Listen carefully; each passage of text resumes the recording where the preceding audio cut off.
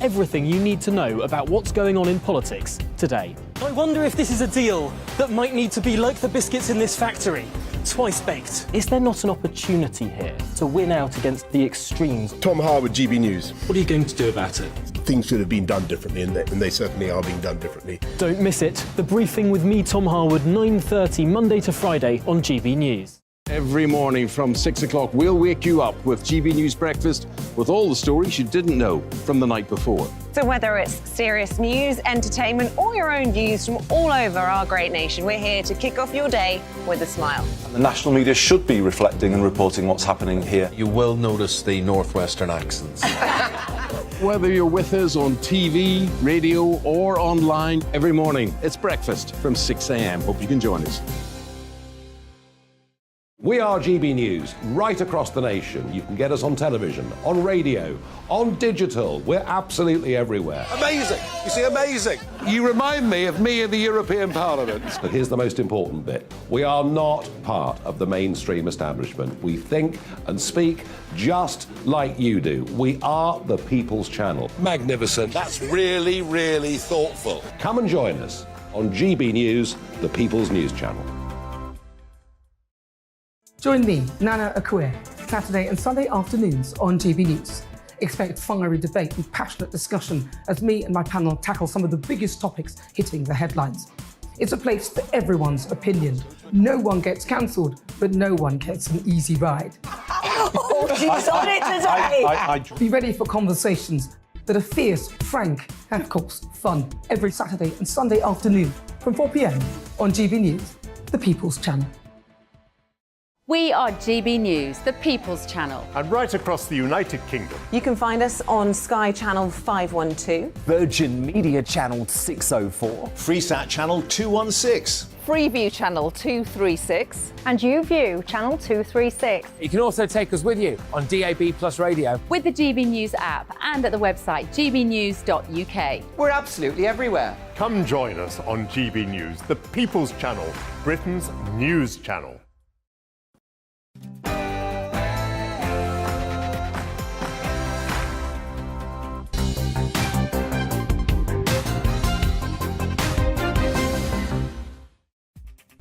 Yet another day of strikes. Yes, they haven't been averted and the NHS is going to be rather pared back today. But what's the political context of this all, and might there be a solution for the future? We'll be exploring that strikes question today, whether the government has any authority at all, and indeed looking at a curious Labour selection in Rotherham. Find out more after the headlines.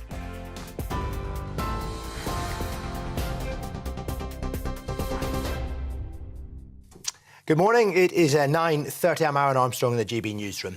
An emergency Cobra meeting is being held as thousands of ambulance workers walk off the job. Ministers are addressing the growing discontent as fresh strikes across various sectors threaten to grind the country to a halt, with the health service in England away under severe pressure. The government's urging the public to be cautious. The Health Secretary has criticised unions for failing to give exemptions to ensure all life-threatening and emergency calls are covered. Steve Barclay says minimum service levels could be introduced in future to guarantee patient safety.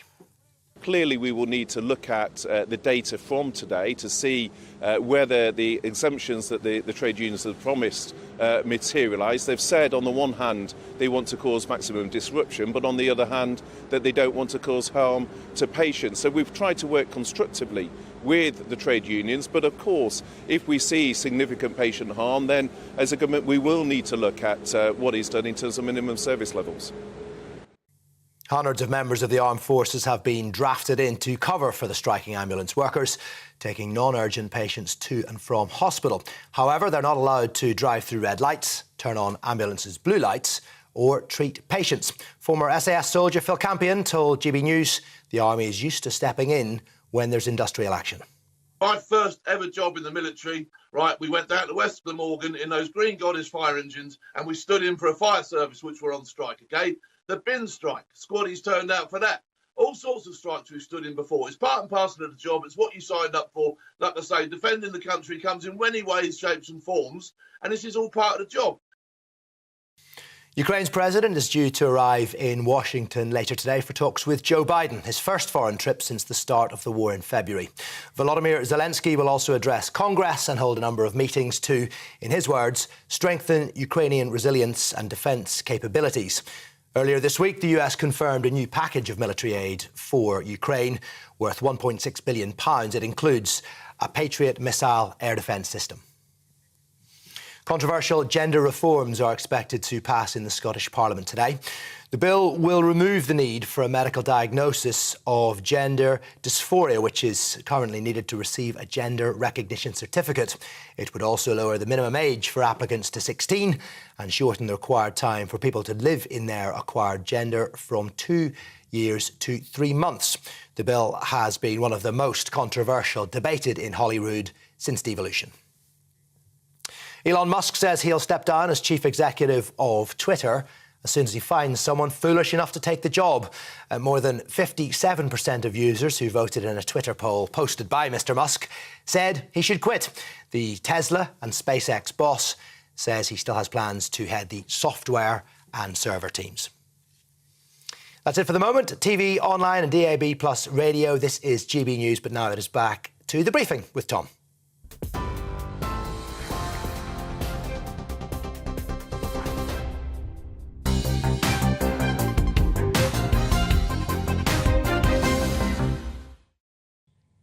A very good morning to you. Happy Christmas. And it is 9:34 here on The Briefing with me, Tom Harwood, on your TV and your radio. Well, let's dive straight in. First this morning, our top story is these continuing strikes across the public sector. 25,000 ambulance staff in England and Wales go on strike today after talks between the government and unions broke down. Now, the Health Secretary, Steve Barclay, has urged the public to take extra care, adding that unions have made the conscious choice to inflict harm on patients. Now, I put a question to the Health Secretary myself a little earlier today. Let's have a listen. I do want to ask you, you've said today that the Royal College of Nursing has actually worked with you to provide exemptions, whereas the GMB, Unison and Unite have been more intransigent. You've said that there could be a material risk of harm to patients, threat to public safety. Why then are you allowing these strikes to go ahead at all? Why do we hear all of this talk about potential new laws to ban these sort of strikes well off into the future? Why haven't you acted sooner? Well, in terms of the rail industry, we brought forward legislation in terms of minimum service levels. Clearly, we will need to look at the data from today to see whether the exemptions that the trade unions have promised materialise. They've said, on the one hand, they want to cause maximum disruption, but on the other hand, that they don't want to cause harm to patients. So we've tried to work constructively with the trade unions, but of course, if we see significant patient harm, then as a government, we will need to look at what is done in terms of minimum service levels. Now, that to me was a fascinating response. Not committing to that promise of minimum service levels, of restricting those who can strike within the health service, but merely saying we might need to look at that sort of legislation if there is, quote, significant patient harm today. That looks to me more like a bargaining position than a real commitment to any kind of legislation. It looks like a fairly different line than the one we were hearing out of Number 10 merely a few days ago. Of course, if we remember back to last week and beyond, at Prime Minister's questions, no less, the Prime Minister said he'd be looking at further ways to bring in legislation to stop the kind of chaos that is brought around by strikes in vital public services. But today, on this channel, the Health Secretary has rowed back from that commitment, implying perhaps, that they're not even looking at it right now, saying they'll only start to look at it if there's significant patient harm. Well, what on earth is really going on, and can the government make up its mind on this issue? Let's get into the weeds of it now with John McTernan, the political strategist and former political secretary to Tony Blair. Now, before we get into the wider context of these strikes, John McTernan, what do you think the government actually believes when it comes to these promises, or otherwise, of minimum service levels? It's really hard to understand, isn't it? Basically, they're a weak and indecisive government. In almost everything they do, they look weak and indecisive. And I think it's coming across into their approach to the strikes. There's a simple way they could move forward. They could engage. They could say that the peer review bodies, independent, arm's-length peer review bodies, could look again at the new evidence about this year. They could do all kinds of things, but instead they're kind of blowing hot and cold. And I don't think that's going to persuade any union that they're anything other than not really sure about what they can get through the House of Commons, through their own backbenchers. Now, it is fair to say that when these independent pay review bodies made their recommendations, inflation was quite high. Indeed, it was rising. I believe it was around 8 or 9% at the time, with the expectation to go higher. Ultimately, these independent bodies were set in place many years ago to try and stop politicians mucking around with the level of pay. Is it really right to say that these independent bodies should be sort of pushed around more by politicians and public pressure? Well, you have to bow to public pressure in the end, don't you? Because that's how democracy works. And what we have is a situation now, string of public service strikes, after a decade of suppressing public service pay. Oh, John McTurnan, I believe we're breaking up with you a little bit here. Let's see if we can re-establish that connection. I'm just making sure that we can get everything that you're saying well and truly heard. But why don't we pause this? Why don't we pause this conversation for a second? We'll come back to you in a couple of minutes' time, because we've got Darren McCaffrey, of course, our political editor, who's standing by in Westminster. And I suppose that we can continue this conversation with Darren when it comes to one very particular question, and this is where the government's going on minimum service levels. We've got the idea of a vague sense of legislation coming about, perhaps in the new year, but this morning on GB News, the Health Secretary saying it's conditional on how the health services perform today.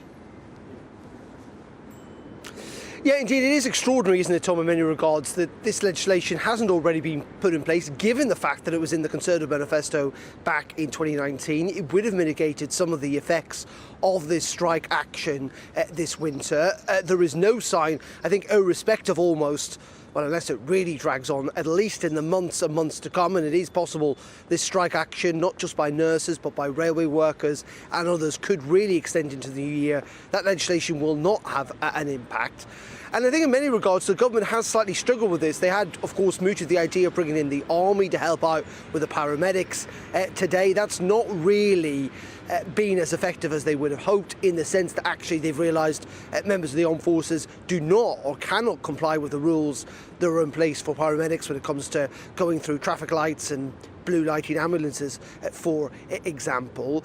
And also there is a sense, even if they brought in this kind of this legal system where there had to be a minimum level of service, for example on the railways, that the unions would again then try to find some way around it. But at the moment, you know, the government again talking about having a Cobra meeting today.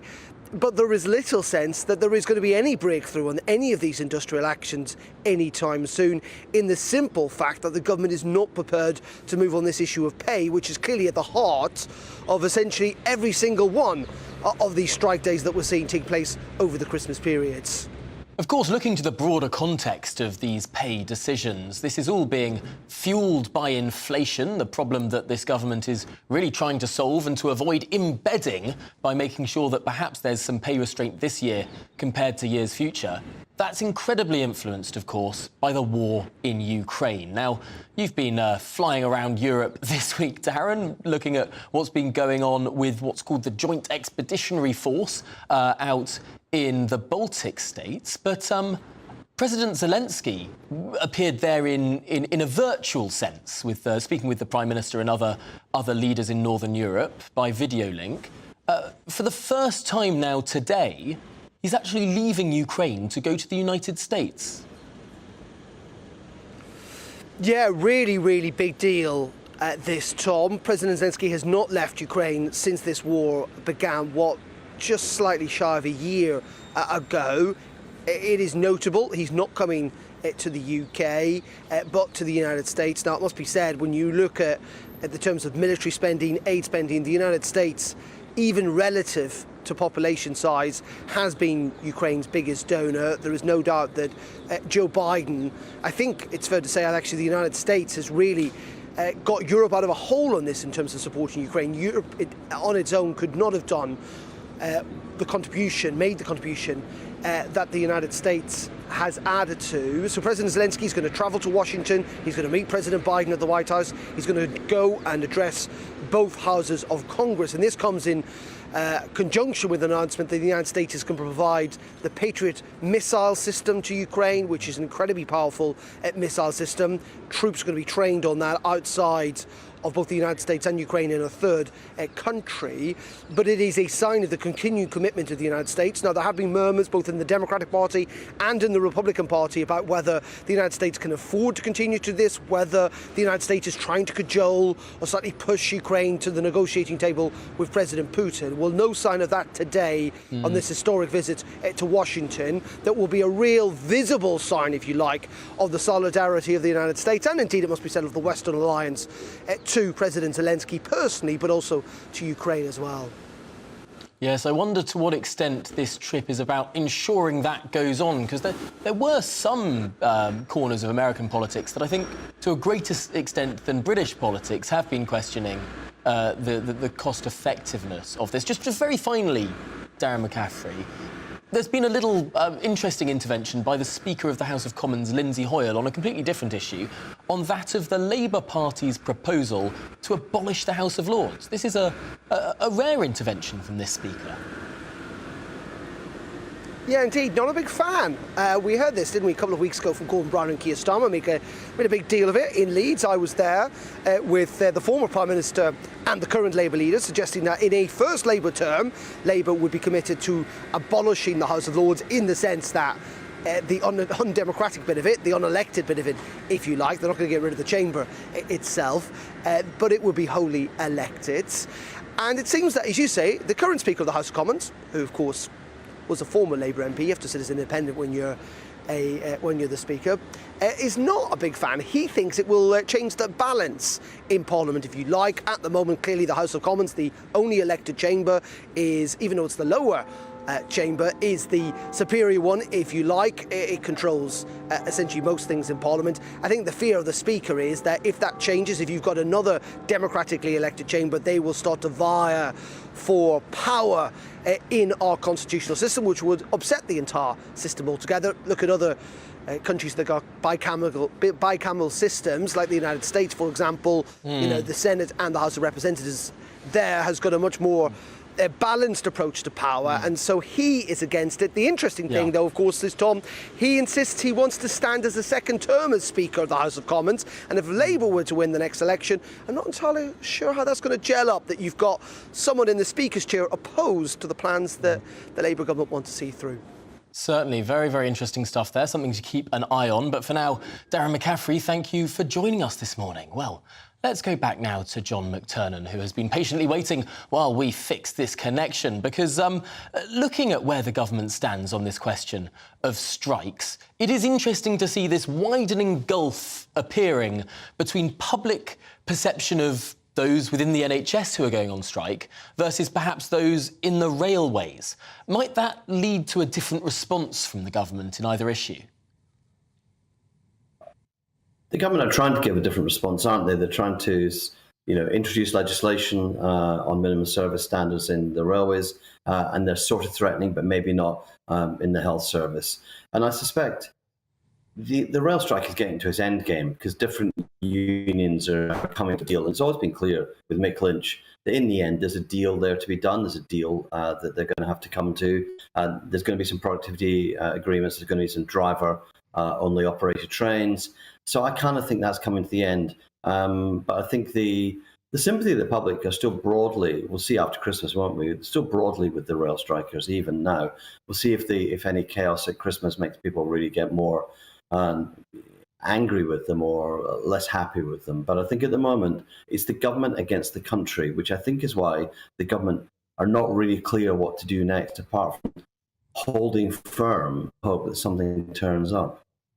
Well, perhaps we'll have to keep a very close eye on whether or not this legislation is actually brought forward in the new year or not. Fascinating to see sort of slight divisions within the government over that this morning. John McTurnan, thank you so much for joining us here on The Briefing. Glad that we could re-establish that connection with you. Now, just next today, a campaign has caught my eye. Indeed, it caught my eye last night. Over 13,000 people have so far joined a call to award a George Cross Medal to 10-year-old Jack Johnson.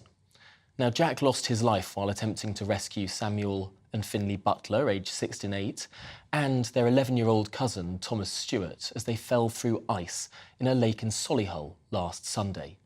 Now, tragically, all 4 boys died last week, but Jack, astonishingly, reportedly did not know those boys who got into trouble in the lake.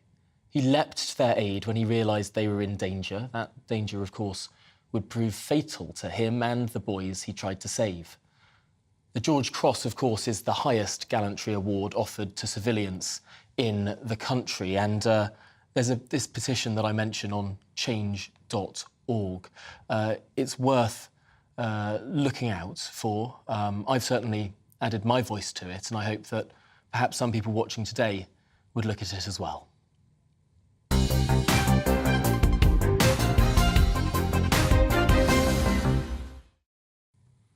Now, last week, we brought you news from Rother Valley, where Councillor Dominic Beck has been selected as the Labour Party's candidate. This has, of course, been mired in controversy after Beck's 2015 resignation from the council cabinet position in wake of this Rotherham child abuse scandal. Now, we promised we'd keep you up to date, and GB News can now exclusively reveal that Councillor Emma Hoddinott, who also had to resign from Cabinet alongside Beck back in 2015, was on the very selection committee that picked the candidate. Well, Charlie Peters is a journalist and documentary filmmaker with that exclusive for GB News. He joins me now. And Charlie, this surely comes as a surprise to you.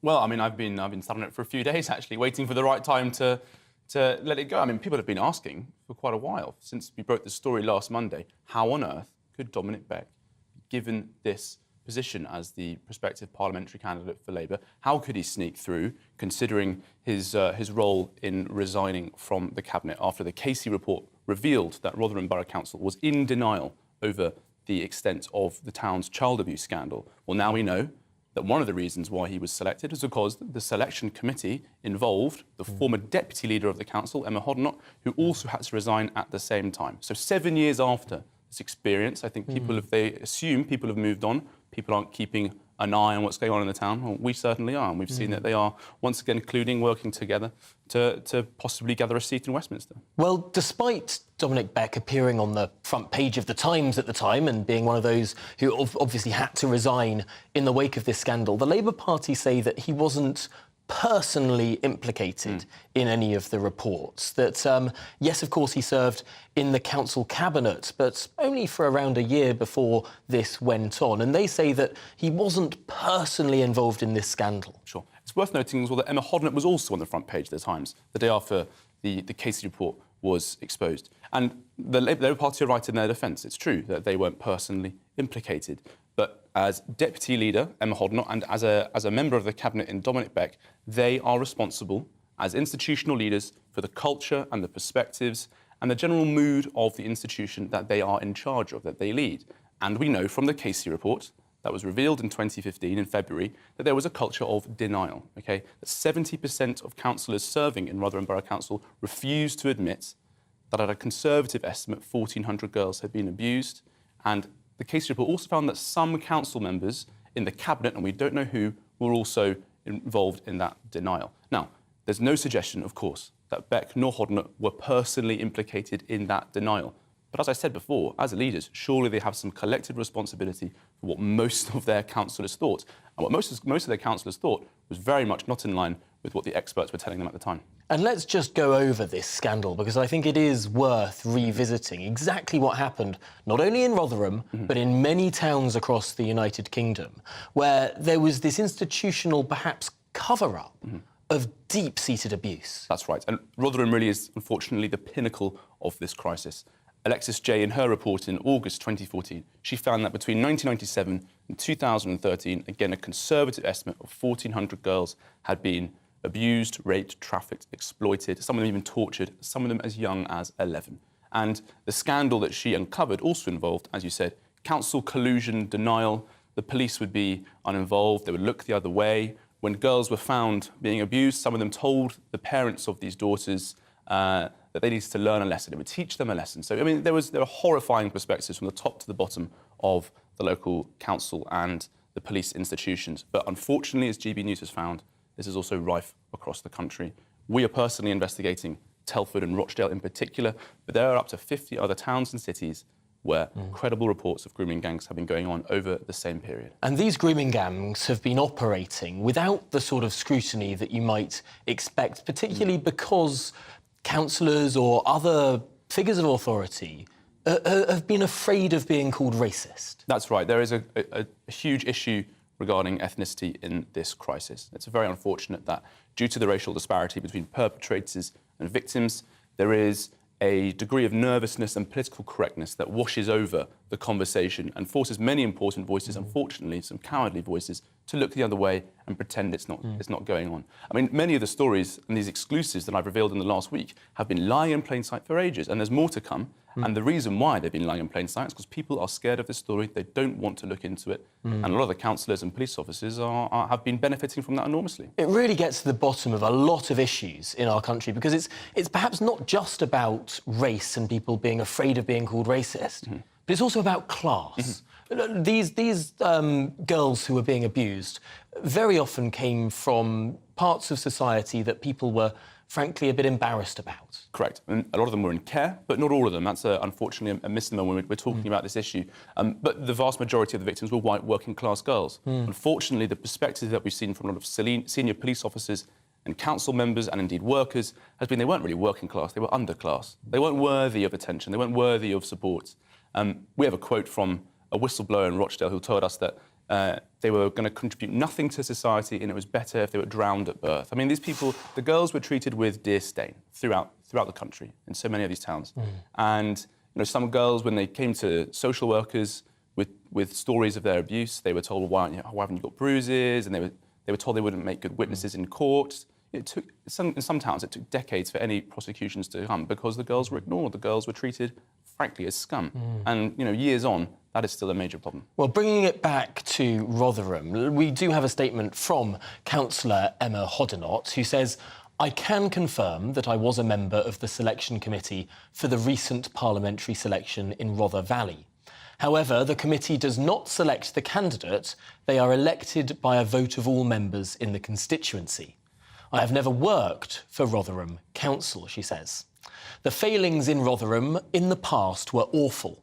There have been transformational changes since the Labour group commissioned the Jay report in 2013.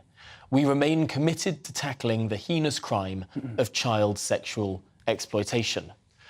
Now, a Labour Party spokesman added that the Labour Party takes the findings of the Jay and Casey reports incredibly seriously. The NEC took the necessary action at the time against officials implicated. So, in our final 20 seconds, Charlie Peters, where do we go from here? Well, I mean, I think the statement is quite extraordinary. I have never worked for Rotherham Council. It was the standout point for me. A bit of wordplay, a bit of facetiousness, because she worked as an elected official, not within the council. She's trying to kind of rid herself of the responsibility of her time there. And also, she says transformational changes, but how transformational can your changes really be if people had to resign over the council's failure could be coming to Westminster? Really, really interesting stuff there. Well, no doubt much more on this story to go, but that's it for the programme today. Coming up, it's Bev Turner Today.